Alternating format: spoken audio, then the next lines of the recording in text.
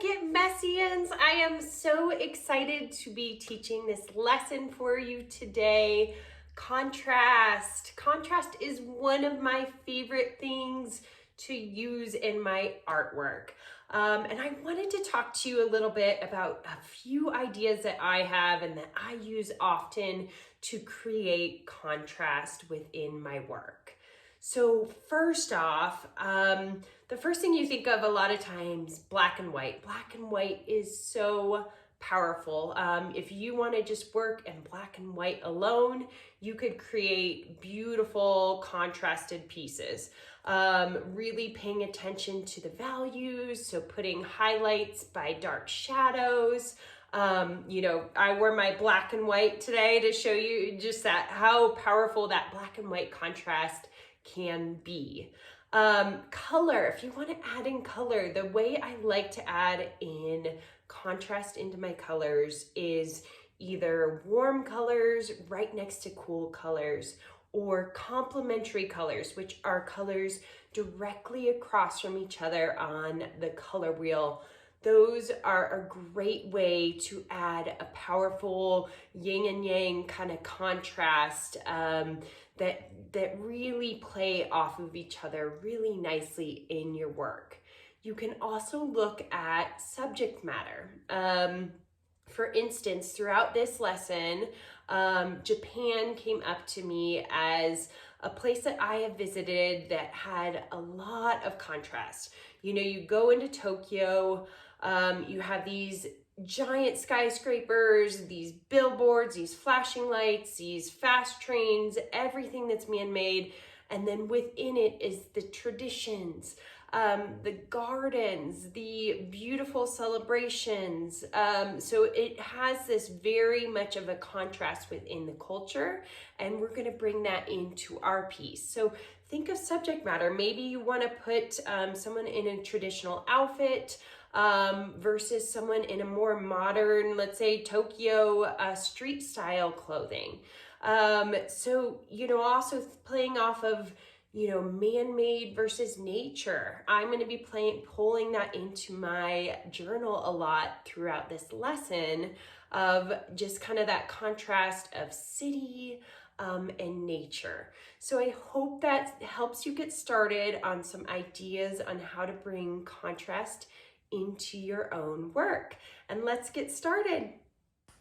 I'm going to be starting this journal spread in my Delusions journal, and I just clear gessoed, and I'm going to be working with collage right here with some items I've printed out from Unsplash. And I always print more than I need, but lots of things from Japan. We're going to be focusing on Japan specifically. If you know me at all, I always combine travel and art.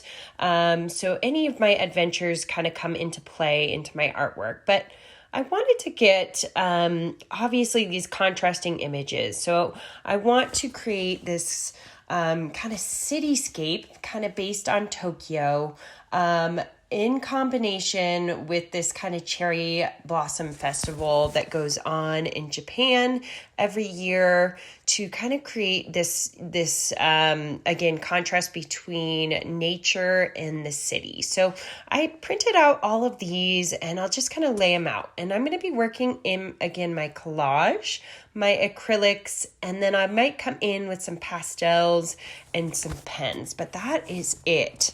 And I'll be using clear gesso to adhere my collage elements to my paper. You could easily use matte gel medium, glue stick, yes paste. Any of those are great options, but I like the clear gesso just because it's really easy for me to keep working with as I kind of move along. And then as we talked about, I really wanted to have some contrast and complementary colors. So red and green are across from each other on the color wheel. So I really kind of took this dark green and red and then this pink and green kind of mintish color here as my base palette with my black and white. So I'm really focusing on Tokyo. I mean, if you think of Tokyo, it's ultra modern, huge buildings. Even when you think of, the street style, the clothing is really, really modern. But the thing about Japan is that there's traditions mixed within all of the cities, which I think is what makes it so unique. I had the opportunity to go during the Cherry Blossom Festival. And so it really inspired this piece for me because it's this beautiful dichotomy of this hustle and bustle of life and this busyness with, walking through the Japanese gardens, going through the bamboo forests, seeing these incredible cherry blossom trees with their flowers just kind of floating down as you're walking through the cities is amazing. So that was the first thing I really wanted to kind of convey here, is just that contrast within the culture. So I'm kind of ripping up elements of my collage, and I've kind of, I turned some of them into black and white on my computer because I want the background to kind of have really more just black and white. And I'm going to start, bringing in text. When you go through Japan, there's tons and tons of signs, there's flashing lights, you see wording everywhere, there's lots of movement. So I want to kind of create that energy here in the background. So I'm taking different collage elements and almost making them into their own buildings. Like even this writing, I'm going to kind of turn into, these square-like building by just putting them down with my clear gesso. And I'm kind of envisioning the background to be really busy and almost darker, like a black, a lot of black coming through. And then we're going to come over and bring in kind of that cherry blossom element to be the contrast in the foreground. So rather than just putting that entire building or entire cityscape photograph in the background, which is something you could do, I opted to use line work, use design work, and kind of create my own city and my own buildings. I didn't want it to completely replicate a photograph, but if you wanted to find a photo of Tokyo, you could absolutely put that in the background. But this to me is just kind of creating a little bit more interest. So I cut up elements, and I'm keeping a really straight edge because I want it to kind of symbolize all these buildings and signs popping up. Just like when I was in Tokyo, I want it to have kind of that similar busyness and similar feel to it. There are lots of cities that can inspire this piece for you. You could really focus on Kobe, Osaka, and mine really isn't just Tokyo. It's just kind of a representation of this kind of metropolitan life in this busyness. So I have this image here from Unsplash, and I'm just going to be cutting out different elements and just, putting them in different directions. So I think it's important when you're in your journal spread to kind of go different ways with the signage and make sure, unless you want a really vertical feel where you want everything to go up and down, lay your collage elements going different directions as well to create some interest. And I like to just put the clear gesso, really heavily on the back and the front. And I'm okay with it kind of smearing a little bit and then adhering it just with my fingers, or you can use a credit card or, I have a shaper tool that you're going to see me use as well. But play around, moves things around. That's a great thing about collage is that you can, cut elements up, place it, and before you're placing it, you can kind of move it around your page to see how it looks first. And I'm not overthinking it. I'm really just kind of going along with it. I know I want it busy, so I'm okay with the fact that it's right now it's going to look really busy and just, collage elements everywhere. We will kind of push them back and combine them a little bit more so it's more blended as I go along. But that's the beauty of just kind of following your instincts and putting down elements where you think fit best. But this shaper tool is something I love. I go over it with a big coat of clear gesso to make sure everything's adhered nicely down. It allows me to kind of put transparent paint layers on top, and they come in a variety of sizes as well. And all of these photographs I'm going to be using today are from Unsplash, and I'll have a link to all of them for you to use as well if you want to use in your journal spread or find images that really inspire you today. I happen to go to Japan, so I can also be working from some of my own photographs, which is some of my favorite thing to do if it's a place that I have been, because obviously then it's completely unique to you and to your own artwork. So I based my palette on, using that contrast of complementary colors. So I have my sap green, which is a dark green color. I'm going to have my cadmium red here. And then a green of Nice, which is by Charvin, and an Eva's pink. And then an intense pink as well, if I come in with that as well, maybe a hot pink. Again, just wanting the background to be a little bit more black and white, and then I'm going to bring my color a little bit more into the foreground. So I'm going to start by just using my shaper with a little bit of that sap green, and this is kind of my black color right here, and just a bone black color, and coming in and just creating kind of blending it so that all of these collage elements start looking a little bit more like a busy city in Japan. The wonderful thing about this shaper tool is that it kind of goes over transparent so you don't cover up all your collage elements yet. And then if I want to come in with a darker black, I can do that later with my paintbrush or with my shaper with just a heavier bit of paint. But I'm kind of using it going left to right and then up and down to kind of mimic the idea of signs and again of buildings to get that same look and feel. And it's busy. It is so busy.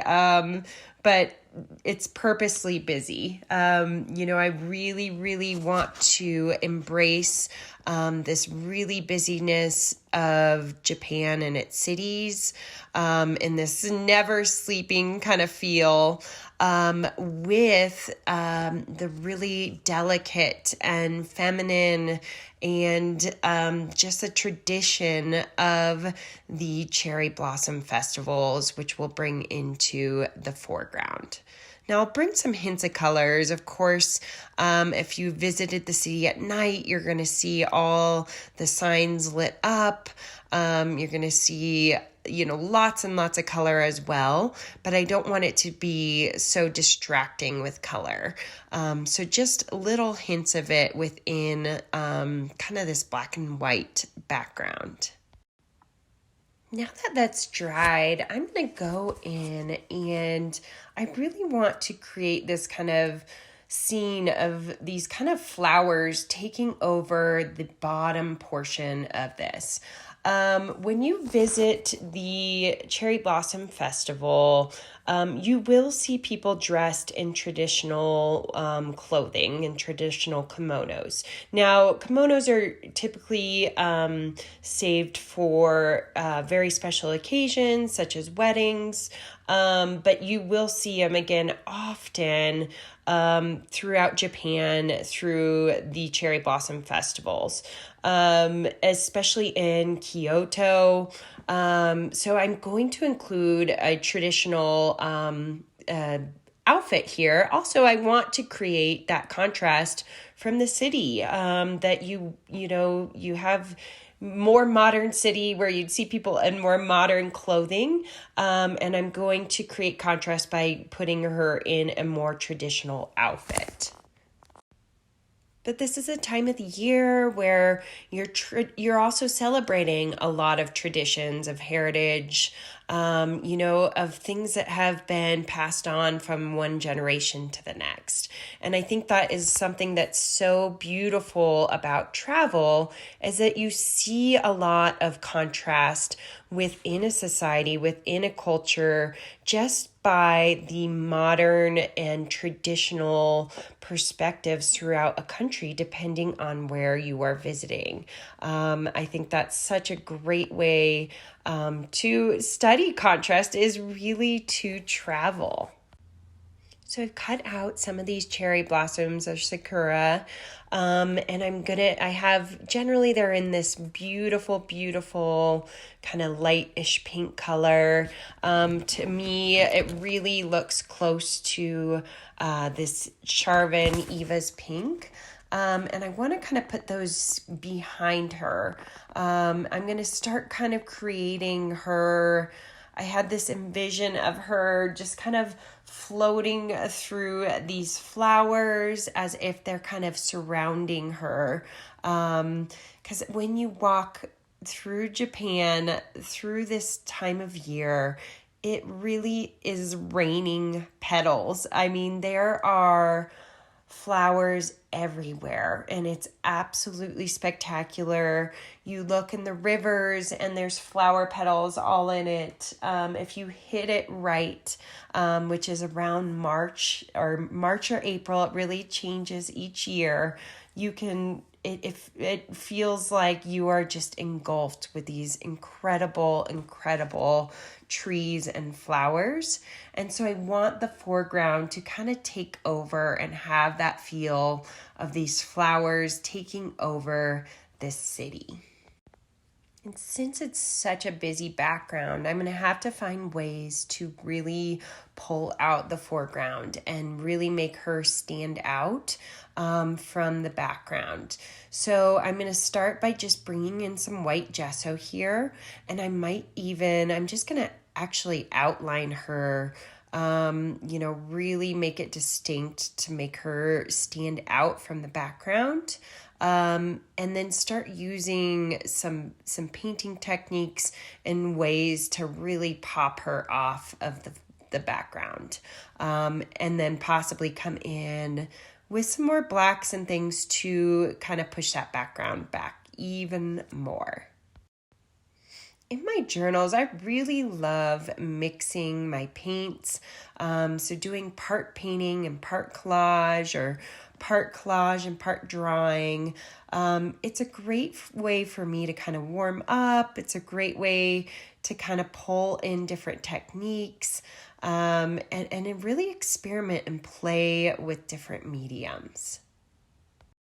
So I'm going to start taking my paintbrush and using this Eva's pink, and it's a round paintbrush, and I'm just going to kind of roll it across, kind of creating this illusion of these flowers in the foreground, just kind of falling, right in the foreground, so that we can kind of bring her out and make her stand out from the background.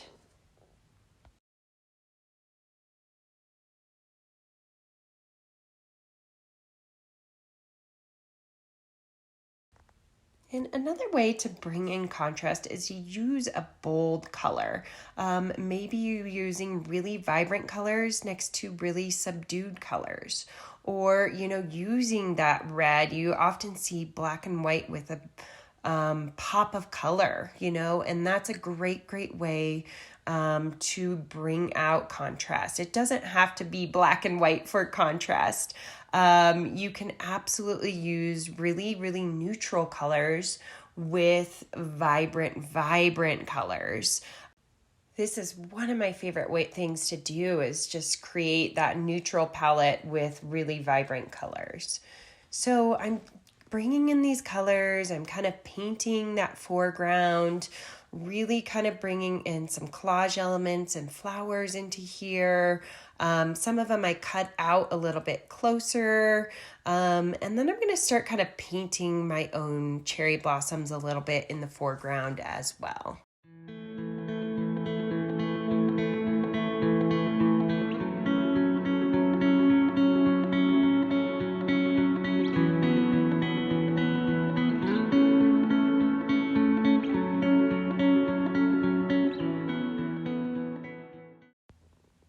So I have such a soft foreground, and I'm going to start creating just these design elements, almost like you're recreating windows on buildings, or, if you're in the middle of Tokyo, you'd see a ton of signs, like I had said. So, creating just kind of these illusions with shape and adding some texture to the background. You can see just the way I'm even using my brush. I'm doing more design, really, lines and boxes in the background, where the front I'm kind of rolling my brush and creating flow. So even the way I'm painting is completely different. And that's another way that you can add contrast. You could combine watercolors with acrylics, or you could do a really soft, really soft type painting with really harsh, big brush strokes, or ink, So that's another way you can bring it in, is by using technique as well, and changing your artistic technique.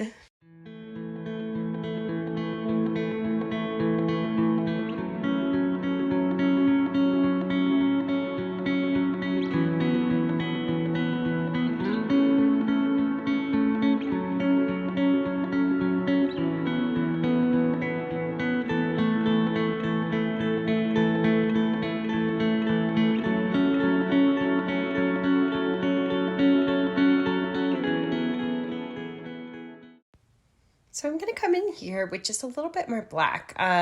Although I like the busyness, I do find it a little distracting. And I also want to kind of, really create, again, that dark value next to that light value to really make this foreground pop. So I'm going to use my shaper to kind of just outline where she is, and then outline where my flowers are being created here in the front, and then kind of drag it up into the background. I'll talk about this a lot in my classes, but sometimes you have to let the paint dry, and sometimes you realize that you need even more contrast, because sometimes it you just don't have quite enough contrast, or you think you do, and then the paint dries and it doesn't quite look like it is enough contrast. So, be patient, come back to it if you need to.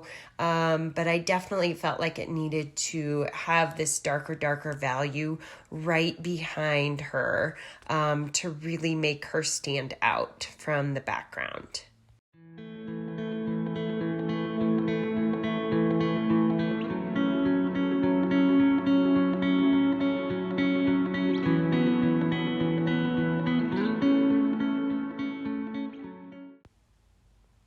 To now, I've just had my collage and my acrylics and my gesso, and I'm going to start now coming in with my soft pastels.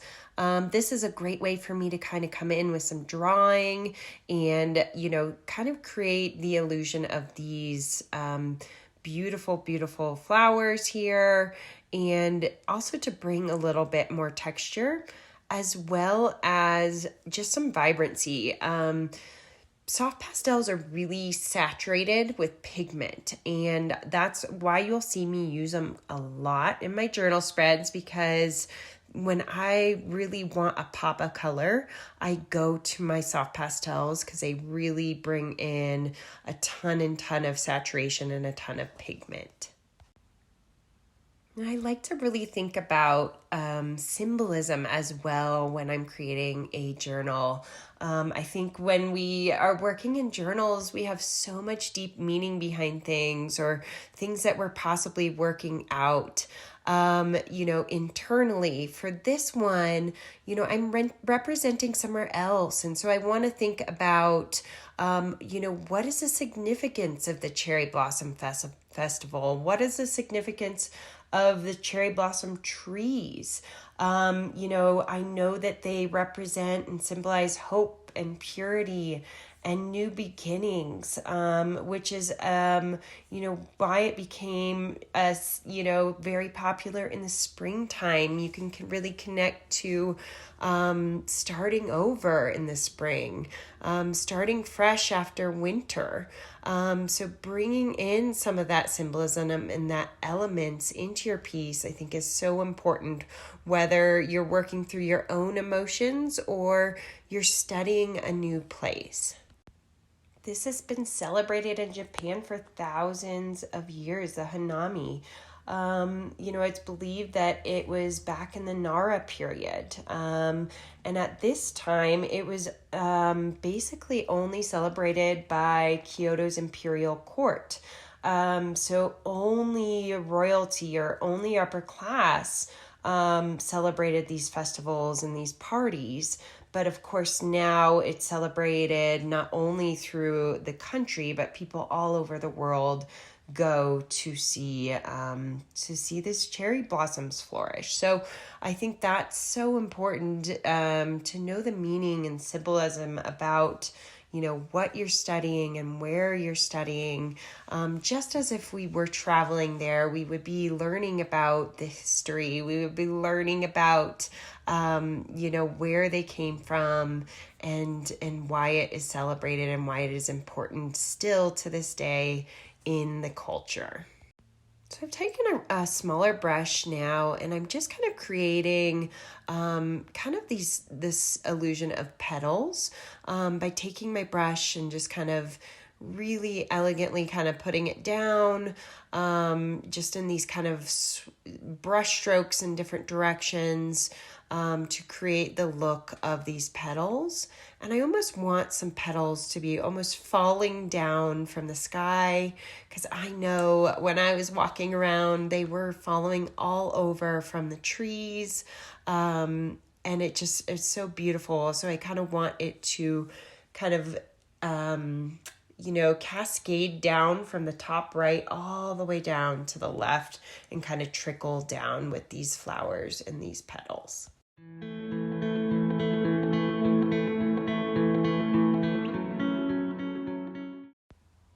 Now, I haven't come in a lot with my green, so I want to kind of pepper this in by kind of creating, the branches feel and kind of the leaves that are coming out, and just really create that contrast in color by bringing in some of this green. So again, using my darker green, like a sap green or a Jenkins green, and then I have this green of Nice, which is kind of this, what I would call more of like a minty green here. So I want to kind of mix this in through the piece as well to create that complementary color. Along with, really bringing out more of that red, and then bringing it into her dress to make her stand out, not only from the city, but also from the cherry blossoms, to make her the point of focus.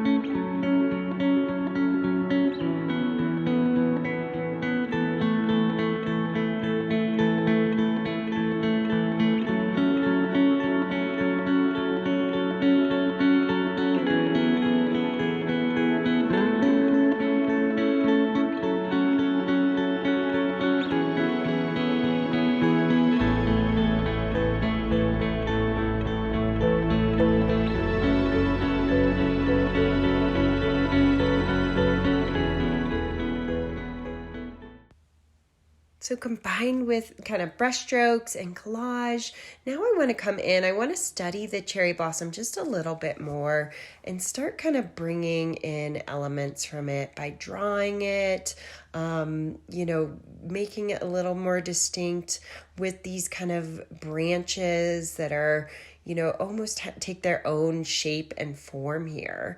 It's really like this overlapping of this city and these festivals, and bringing in this kind of foliage, which I love. Really that dichotomy of nature with anything that's kind of man-made, I think is a really, really neat way to create contrast as well in your artwork.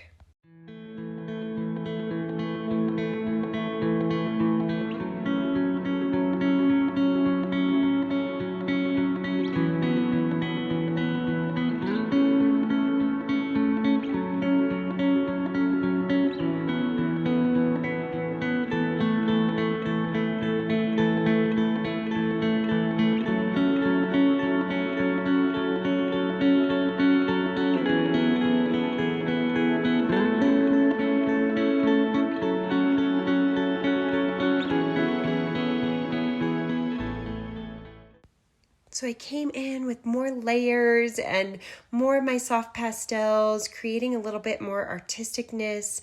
It turned out busier than I expected, but I just went with it.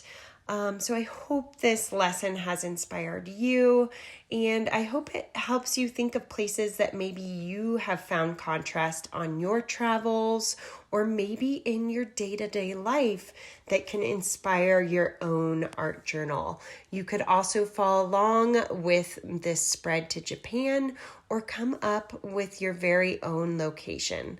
As always, I would love to see your work. I hope you share, and I hope you enjoyed. Thank you so much.